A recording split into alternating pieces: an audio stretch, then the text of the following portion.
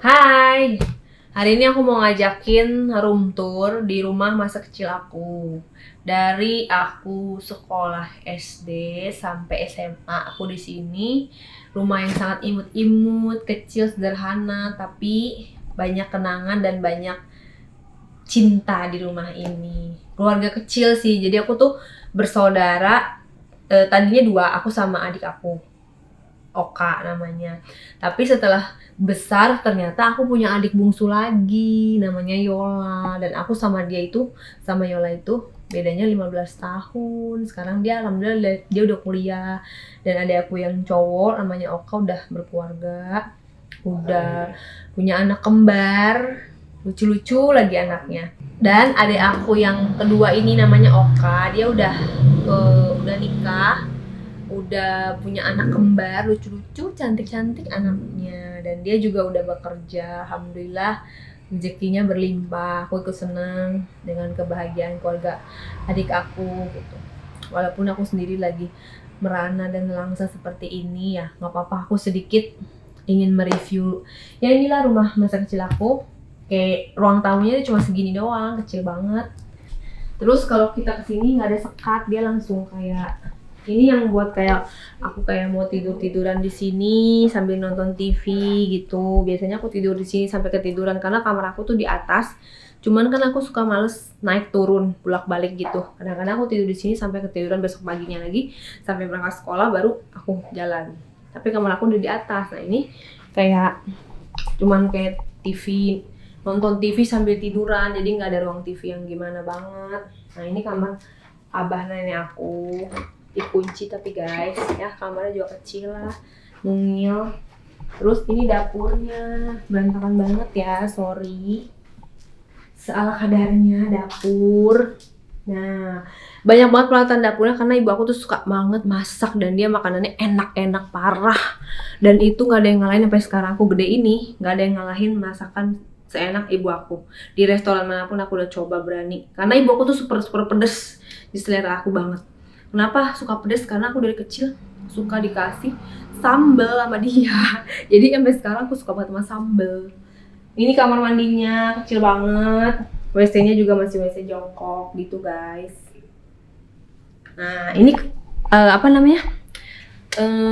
Kamar aku di atas. Jadi sebenarnya awalnya dia tangganya tadinya tangga kayu. Terus kan lama-lama jadi takut jatuh gitu, kayak kayunya rewet gitu. Akhirnya dibikinlah tembok, tapi kayaknya tukang bangunannya kurang oke deh. Jadi kayak asal-asalan banget. Ada yang tinggi, ada yang pendek. Jadi pokoknya nggak simetris gitu. Tukang bangunan yang dia nggak paham tentang bangunan, disuruh nembok, disuruh bikin tangga, jadilah hasilnya seperti ini. Jadi ini tangganya tercuram yang pernah aku temuin. Lihat deh jaraknya aja nih, ini tinggi, atau pendek, atau tinggi lagi, ya kan?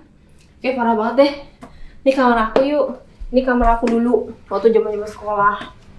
Kamar aku masih zaman sekolah ya begini aja sih, nggak ada yang berubah banyak. Kamar kecil, cuman pakai exhaust fan sama kipas angin seala kadarnya. Tuh lemarinya juga masih simpel banget. Terus apa namanya, penerangannya masih gelap banget, dan ini aku jarang tempatin sih, jadi kayak cuman buat naro-naro baju-baju sama barang-barang buku-buku aku doang. Tapi aku tidurnya seringnya di bawah gitu guys. Simpel banget kan? Nah sekarang kalau ada adik aku paling ditempatin sama adik aku Yola yang masih kuliah gitu. Sekarang dia lagi ke tempat adik aku yang satu lagi. Yuk kita turun lagi ya. Oh iya, aku juga mau nunjukin foto-foto masa kecil aku. Tapi aku malu, jangan ketawain ya. Ini beneran masa kecil aku yang masih jelek banget, masih polos banget, masih bener-bener. Kalau kalian lagi nonton nih, ngelihat foto ini, nggak percaya kalau itu aku. Hitam, kecil, jelek, pesek, semuanya deh pokoknya. Kita lihat yuk. Ini foto kecil aku kan, hitam kan? Udah hitam, pesek, nggak ada cakep-cakepnya sih. Nggak nyangka ya udah gedenya bakal secakep ini. Duh, tapi kalau kata ibu aku, kata abah dan nenek, Itu aku tuh centilnya itu udah dari kecil, dari lahir tuh aku centil banget. Tuh lihat deh duduknya aja. Padahal gak ada yang ngajarin loh duduk kayak gini. Kacamata juga gak ada yang ngajarin pakai kacamata kayak gini. Jadi aku kalau di foto itu selalu pengen bergaya. Aku tuh setiap di foto tuh kayak pengen make up gitu, pengen dandan, pakai bedak, pengen nyisir, pakai lipstick. Aku tuh kayak masih kecil aja aku udah pengen pakai lipstick. Terus pakai bedak, pakai kacamata, terus bajunya tuh seksi-seksi tuh, lihat deh. Aku tuh seneng banget pakai baju-baju seksi gini. Udah gitu, tuh kan setiap di foto tuh pasti baju aku fashion banget kan. Pakai topi, terus pakai kodok, terus pakai sepatu. Aku tuh, nah ini kalau aku lagi nggak siap nih bangun tidur, jadi kayak Candid gak siap di foto. Aku kalau siap di foto aku pasti kayak gini.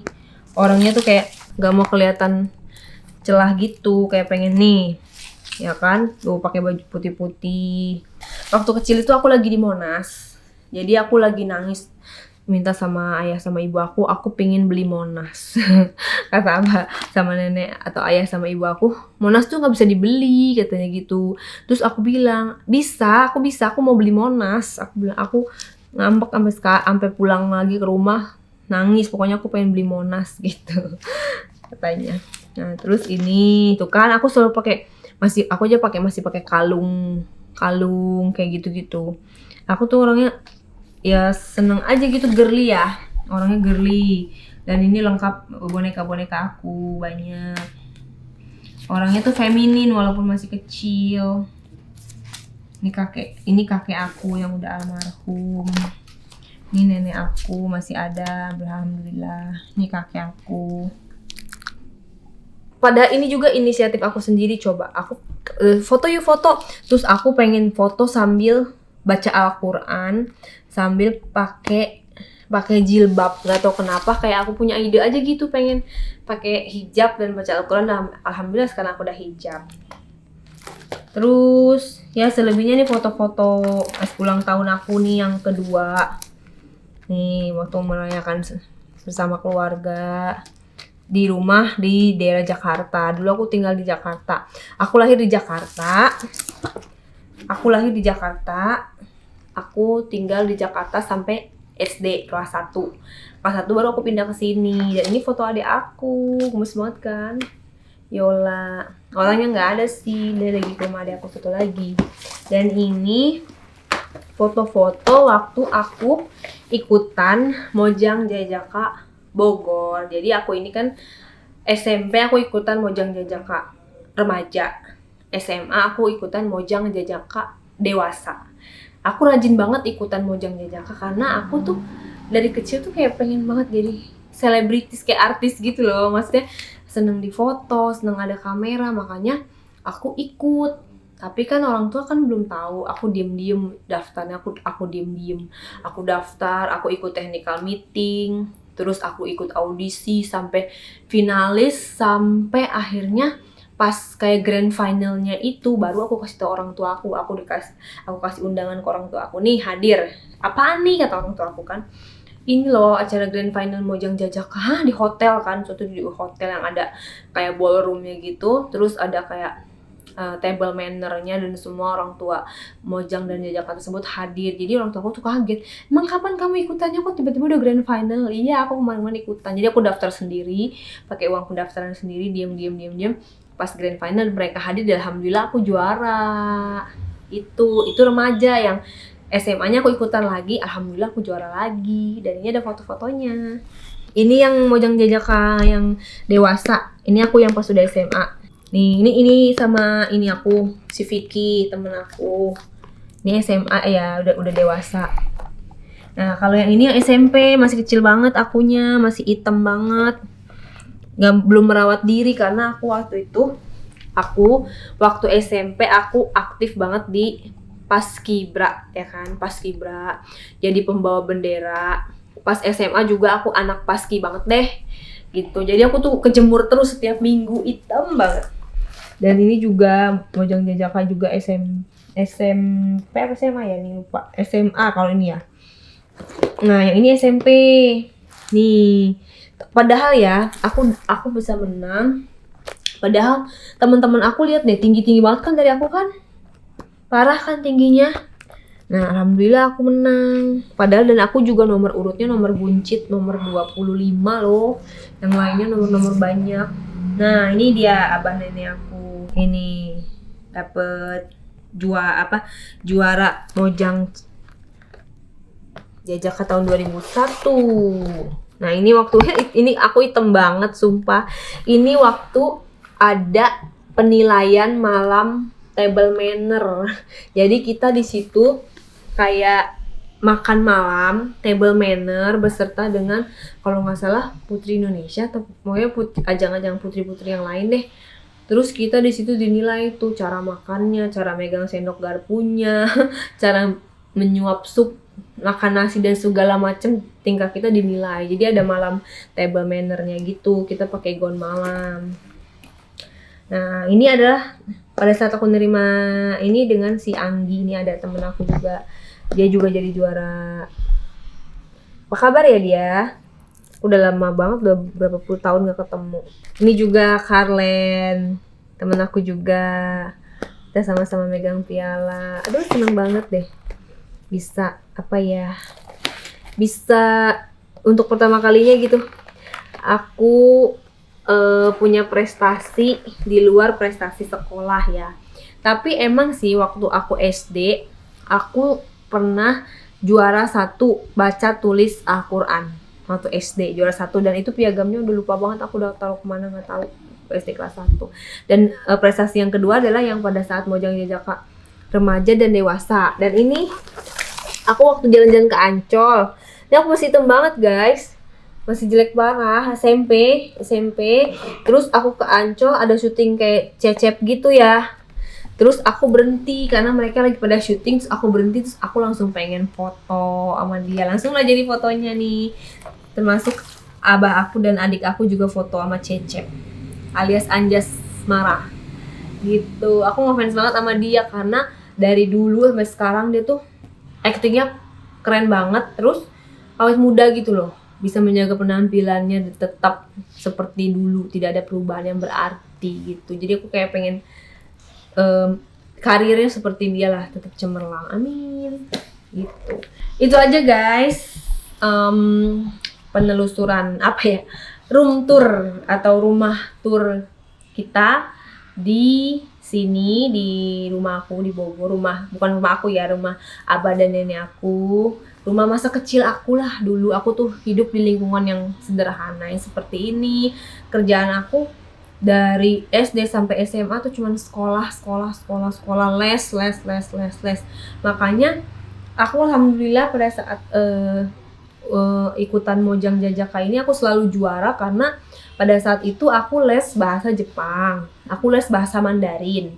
Jadi pada saat aku memperkenalkan diri aku, mempresentasikan diri aku di depan juri-juri, aku menggunakan bahasa Jepang dan bahasa Mandarin.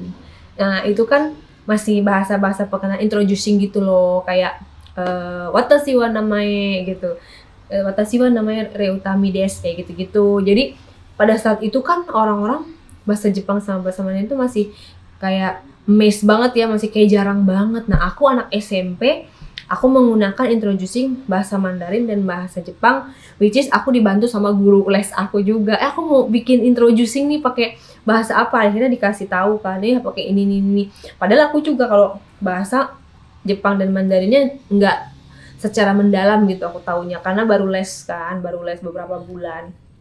Ternyata dari situ penilaian aku meningkat gitu loh. Jadi aku punya, selain bahasa Inggris, aku punya 2 bahasa lainnya. Jadi Sundanya kan pasti dites juga karena Mojang Jajaka.